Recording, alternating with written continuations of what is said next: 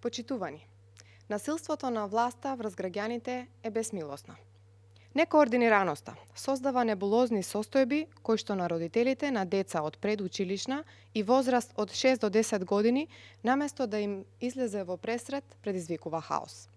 Или со други зборови, во истата влада се носат одлуки кои што се контрадикторни со одлуките на одделни министерства, како на пример Министерството за образование, Министерството за здравство и Министерството за труд и социјална политика. Почитувани, согласно последната одлука на влада, сите родители на деца кои досега беа ослободени од работните обврски се враќаат на извршување на работните задачи од 23 септември.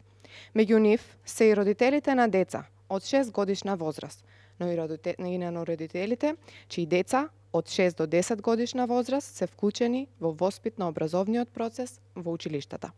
При тоа, внимавајте, цитирам, без разлика на начинот со физичко присуство или оддалечина на кој детето ќе ја следи наставата во училиштето.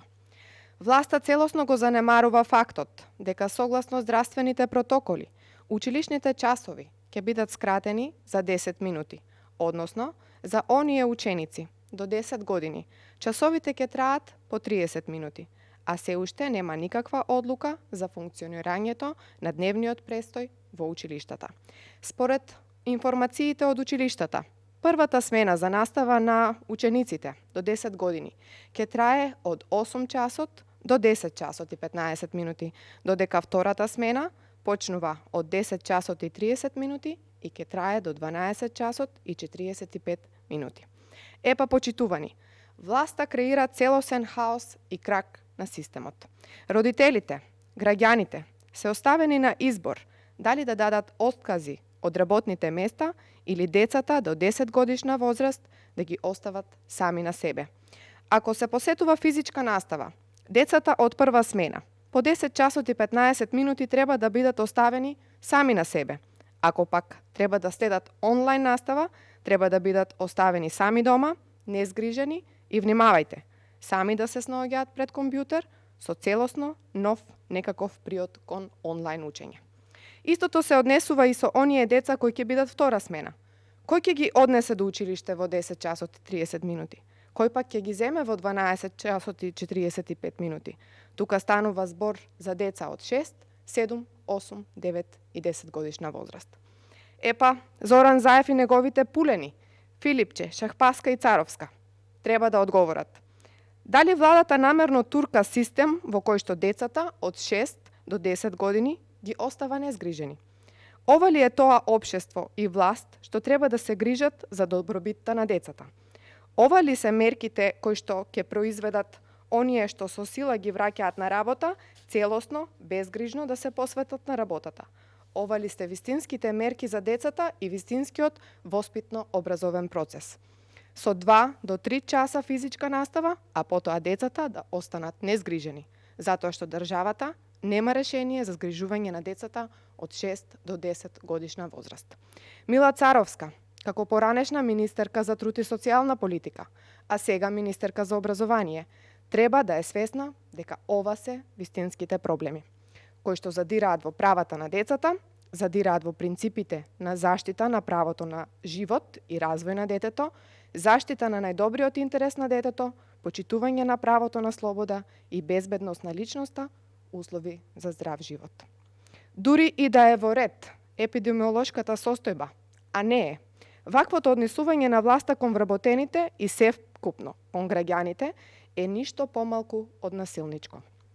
Заборавени и фрлени во неволја се цели групи на граѓани, еднородителски семејства, семејства кои што немаат каде да го остават децата на згрижување, уште повеќе семејства кои што немаат доволно приходи за да плаќаат некој за секојдневно да се грижи за нивните деца. Пред да се донесе мерката, владата не пристапила сериозно кон собирање на релевантни податоци за тоа дали и колку од ова заради нивната мерка ризична група на деца од 6 до 10 години има или може да се потпре на помош од поширокото семејство. Ниту пак дали воопшто би требало да се бара помош од ризична група заради животно загрозувачкиот вирус кој што се уште пламти. Но најголемиот проблем е што децата и владата се несогласени. Владата донесе одлука без да обезбеди државата на било кој начин да ги згрижи децата на возраст од 6 до 10 години. Забеганата власт ваќа испраќа порака дека децата и нивната добробит не и се важни.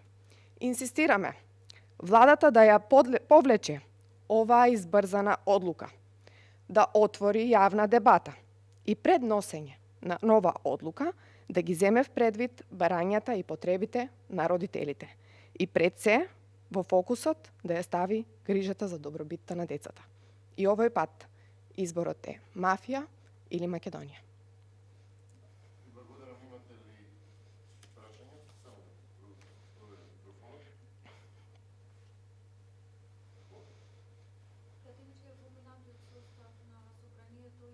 Предлог закон за измени во изборниот законник што се односува на отворени листи на советници во локалните избори.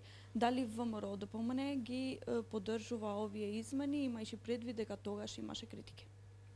Во однос на отворените листи, како што рековме и вчера, тоа е добра основна точка за разговор и промена на изборниот законник. Но исто така мораме да потенцираме дека од СДСМ треба да се изјаснат дали е ова нивен конечен став, бидејќи еднаш веќе беше разговарано, постигнато заклучок и повеќе пати го менуваа мислењето и се предомислуваа. Воедно уште еднаш го потенцираме и нашиот предлог за еден изборен круг за локалните избори, со цел да се заштедат пари и време на граѓаните, како и еднаш за секогаш да се регулира гласањето на диаспората. Исто така имаше во процедура и закон за попис на население кој немаше успе и не се усвои. Дали владата најави дека пак овој предлог закон ќе биде во собранието, дали ќе го поддржите овој пат? Пописот е статистичка, а не политичка работа.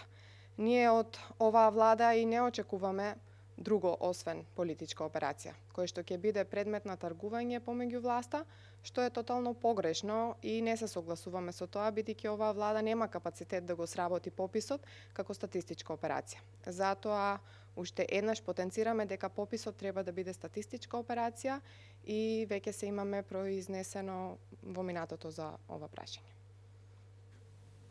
Ке поставам и прашање кое што стигна до прес центарот, а се однесува на вчерашната седница во собранието, од која што од страна на портпаролот на СДСМ Костадин Костадинов беше упатено квалификација иструстрирана за една пратеничка. Ве молам за коментар, прашање од редакцијата на Курир. Ви благодарам. Говорот на колегата Костадинов, кој што е прилично помлад од професорката Силјановска, е крајно навредлив и што е најважно за јавноста, ова не е прв пат некој од колегите од СДСМ да се однесуваат на овој начин.